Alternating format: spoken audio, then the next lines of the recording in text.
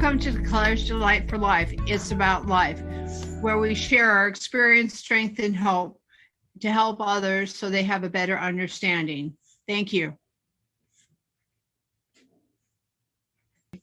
I'd like to introduce Jenna. She's our guest today on It's About Life, sharing your experience, strength, and hope. She's going to share her experience, strength, and hope with us today. And Jenna, can you take about a minute and introduce yourself, please? Yeah, absolutely. Thank you so much for having me. I'm excited for this conversation. My name is Jenna, and I am an empowerment and mindset coach.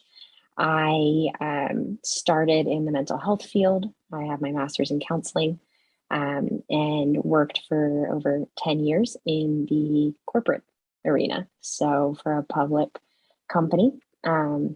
And really was able to bring a lot of the counseling tools to managing people and leadership. And just recently, well, within the past year, I left my leadership position to start my coaching business, which right now I focus on relieving burnout in middle managers and in leaders. So it's been a really exciting year. A very necessary area to be focusing in on and helping people with. And I'm also a wife and a dog mom and a sister and a daughter, all those things. Just a little, I'm going to give you just a little short. I don't know if they told you a little bit about me, but I've dealt with mental health issues for 25 years, bipolar, PTSD, and anxiety disorder. I've also been an advocate for 25 years and have dealt with a lot of things and overcome a lot of challenges. 4 car accidents, COVID, back surgery. Mm-hmm. This is all in the last year. But this podcast was designed out of those experiences to help folks, because I found there was a lot of folks out there that didn't know which way to turn and needed some place to turn, and realize that, no matter the odds, that you can keep a business together, you can keep your life together. I do find that folks are going to have their moments, and you probably have had your moments too, and I think if we could all have more love, kindness, and compassion and understanding of one another, that would lead to a much more beautiful world. So that's just a short stint on me. So we're going to journey back to your first 10 years of your life, and I'm going to let you start and talk about where you are back then and things you overcome, challenges, or even in the family, because that helps our audience really understand you. Yeah, absolutely. So I am the youngest of 3 girls, and we are all 2 years apart. So we all grew up around the same age group. 2 loving parents who are still together, still in love, which is really great, and also very rare. So I feel very grateful to have experienced that family dynamic. I would say that growing up as the youngest, I was always trying to belong, within the different family dynamics with my sisters, with their friends. I also was big into sports, was big into academics. But from a place of really trying to prove myself. Not that those pressures were put on me externally, but they were internal. I was always trying to be the best, be perfect in terms of sort of the standards that I set for myself. And I share that as part of my narrative, because I've learned how destructive that has been in my life, to be comparing and to be judging myself and to not be able to fail. Because right now, where I am right now in my life, like, I now finally see failure as one of the most beautiful things of life.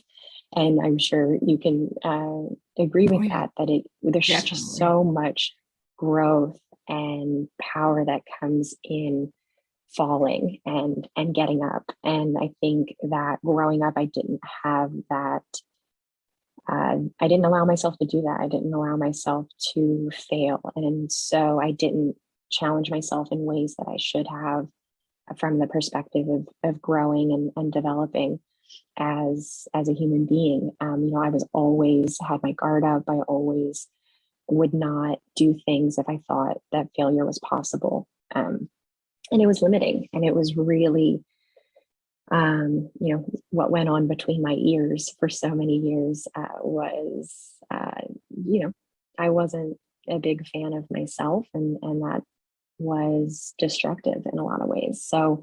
Um, so yeah, I think that on the outside, my childhood, my first 10 years, even, through probably high school, everybody would have said really great things about me because that's the way that I created my shell.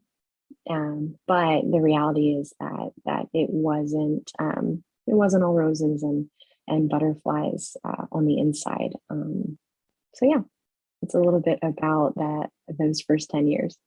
Yeah. Understanding where your perspective is, you kind of, I did the same thing. I was a high achiever, stuff like that. Didn't necessarily graduate the highest, but set high standards. But on the outside, you kind of feel like a hollow shell on the inside. And one thing I found is that I had to crush that shell and come out just like a beautiful butterfly. If you know what I mean, a beautiful butterfly has to come out of its cocoon and struggle, and in order to become that butterfly and fly around. And I realized that I had to struggle, and there has been a lot of struggle. But usually what comes out of all that trials and tribulations, as far as I'm concerned, and belief and faith, really makes a huge difference on those who succeed and those who do not succeed, as far as the illustration of the butterfly, because there are challenges in life and I'm still dealing with some, but the thing is how we face them is what determines a winner or a loser, Mm-hmm. or who succeeds or doesn't succeed. And I think you could probably agree with that. So Yeah, absolutely. It's so key. okay, we're going to move on up to your teenage years. I know those are fun years we all have to go through. I know you talked somewhat a little bit about it, but if we could take a little deeper dive, I would really appreciate it. Yeah, no, absolutely. So I think again, there was this shell, as you say, of somebody who has it together, somebody who's going places, somebody who's high achieving, but is just a wreck on the inside in a lot of ways. I would say that if we're looking at teenage years, there was a lot of drinking to avoid, and a lot of drinking to almost mask needing to be uh, this certain standard. If I'm drinking, if I'm drunk, it's not me that has to be a certain level or standard. And I say that just because there was a lot of avoiding, and there was a lot of identity in drinking where finally when I had the wherewithal to stop and stop from a destructive level. I do still enjoy a Bud Light, actually, every now and then, but there was a lot of identity that was caught up in destructive behaviors that I had to come to the realization that, oh, people do like me, sober me, and I can be myself, which was something that it always felt like I was trying to be whatever people wanted me to be. Um, and truthfully, I'm still, figuring that out for myself and learning that. I think women especially go through life trying to make other people comfortable, Mhm.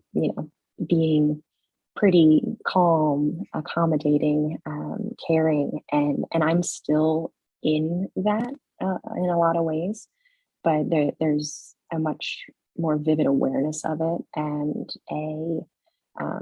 a commitment to myself to be who I want to show up for, or I want to show up as myself. So yeah, the my teens were a mess, I would say, on the inside.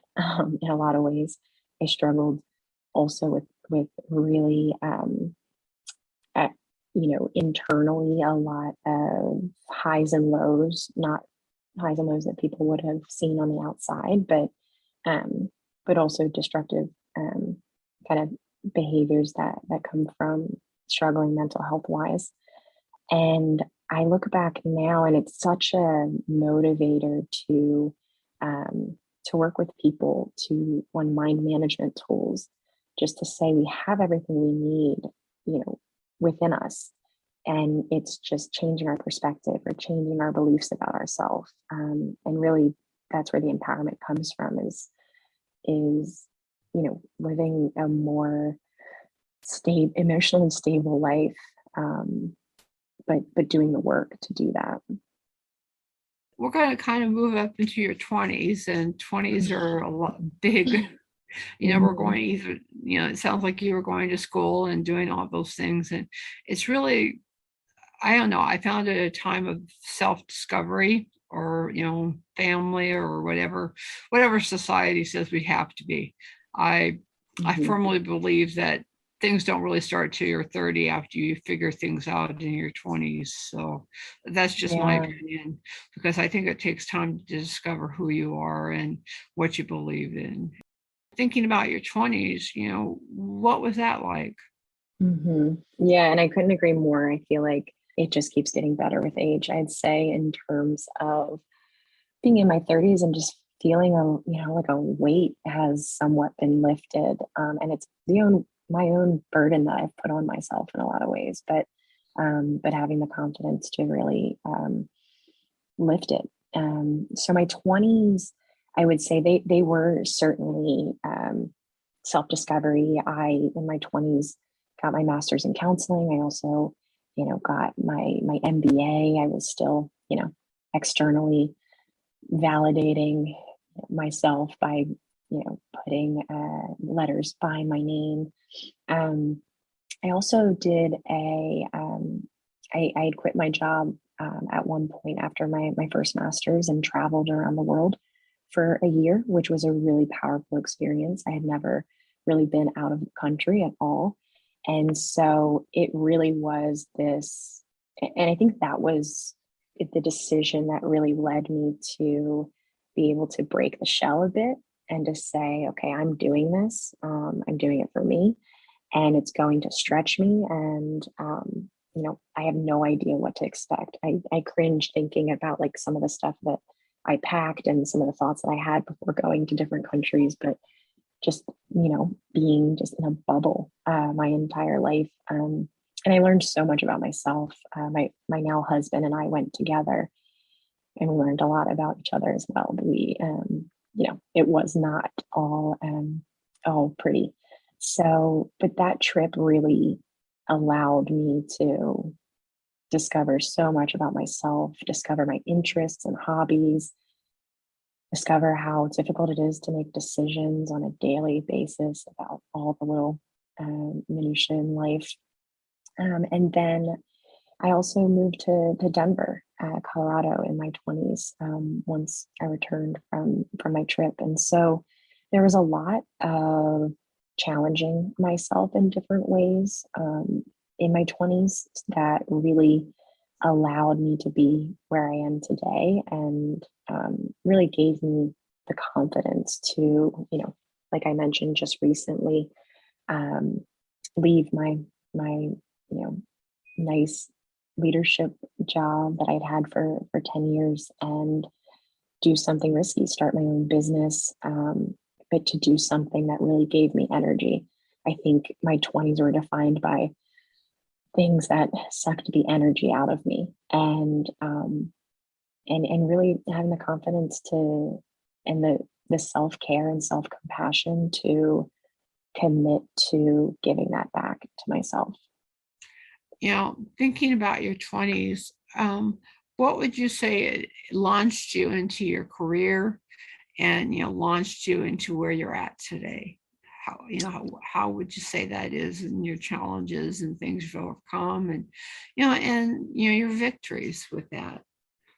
Yeah, I would say, in my 20s, in thinking about my career as, as of right now, where I've spent most of my time, which was in corporate leadership, it was really, I would say, coming from a place of um, not abundance. What is the opposite of abundance?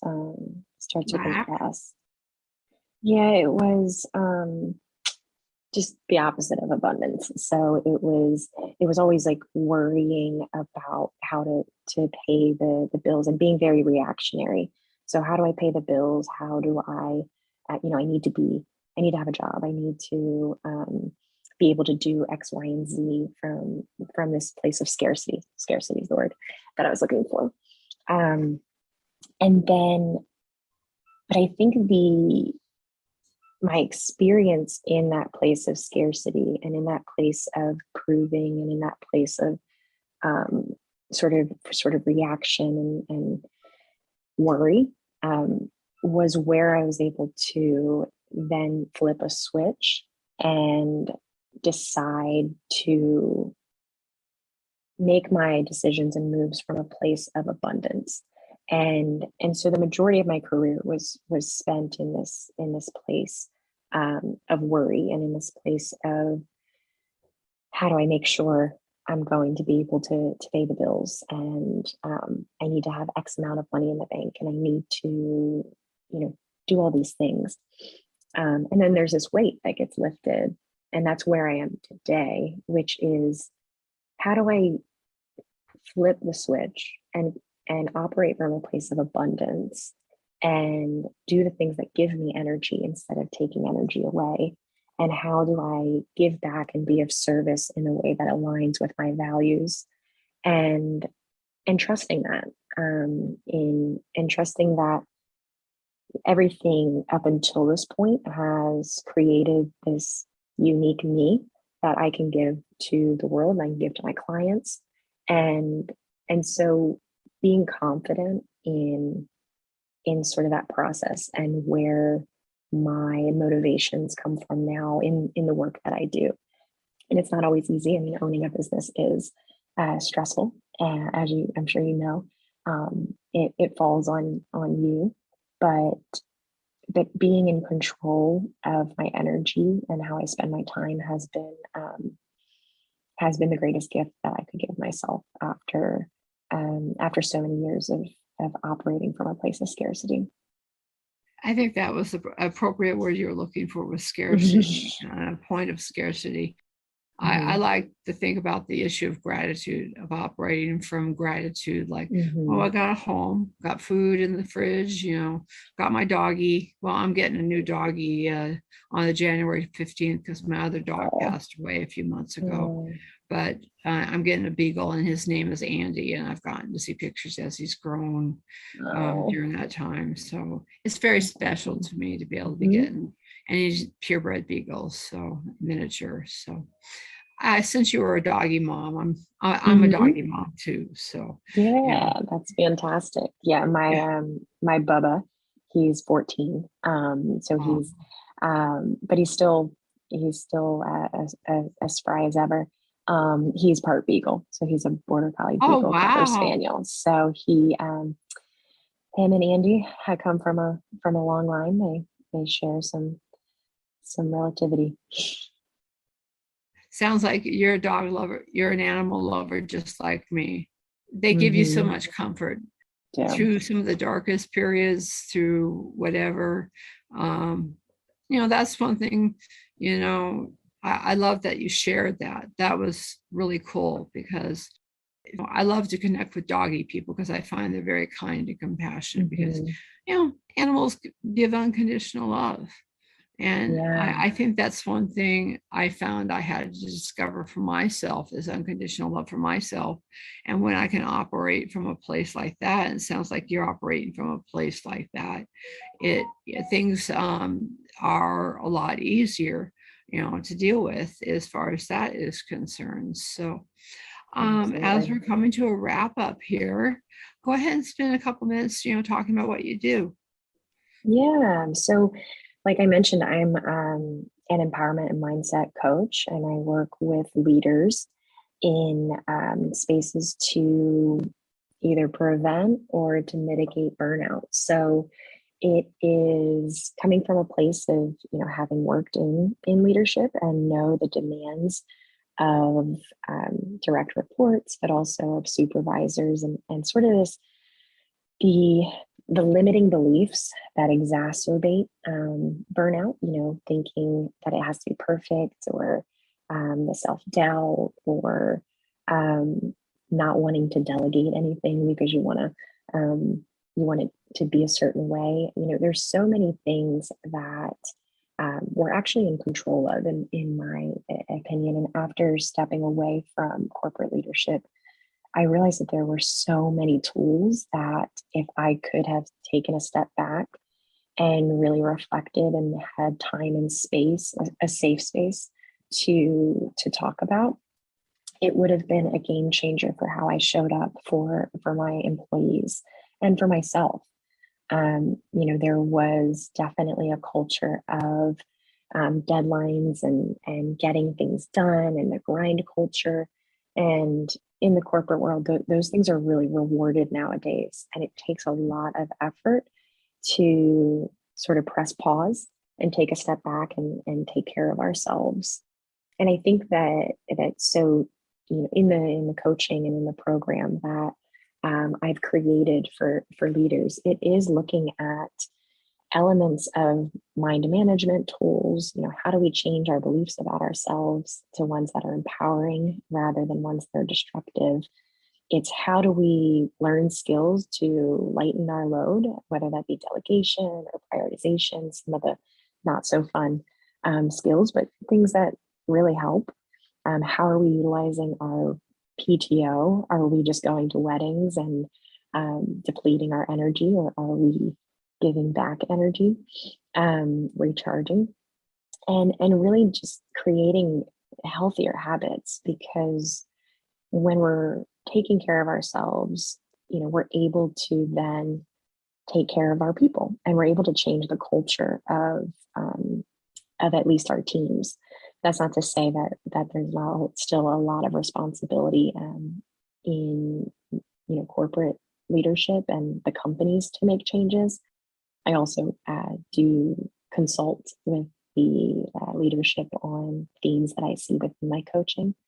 But company culture takes forever to change, and there are things that we can do to empower ourselves right now, and to put ourselves first as leaders, so that we can show up as better humans for ourselves and for those around us. Thank you for coming to Claire's Delight for Life. It's about life. I hope you enjoyed our podcast as much as I did, and I hope you have a great day. I'd love to let you know about a new book coming out, and it's a great help for those who, and including you, to deal with life. It's called Overcoming Depression, Anxiety, PTSD, and Stress. Who couldn't use a book like this? And it's a great program. And the book and audio are going to be made available on Audible and Amazon. We also have we are on all the social platforms: YouTube, Twitter, LinkedIn, and Pinterest, and TikTok, and just about anything else you can think of. With all that being said, we also have some other wonderful books that you can get on Amazon and Audible, and on our website too, which is declaresdelightforlife.com. Again, that's declaresdelightforlife.com. And those books are Clutter to Declutter. And another one is 28 Days to Declutter Your Mind. The other one is Secrets to Declutter Your Mind Now. these were written with lots of love and experience, these books, to really help you on your journey in life. Because I know, having gone through so much in my life, these are written from the heart to see that you too can succeed despite your situations. And I just want you guys to know that we do have a 180-day guarantee, that if any of these don't work for you, you can just email us or at support@declaresyourlifeforlife.com, and we will refund your money with no questions asked, because we believe that a no questions asked guarantee is the best way to have a great relationship with you. And with that said, you know what? I hope you enjoyed this episode of Declares Your Life for Life. It's about life, sharing your experience, strength, and hope.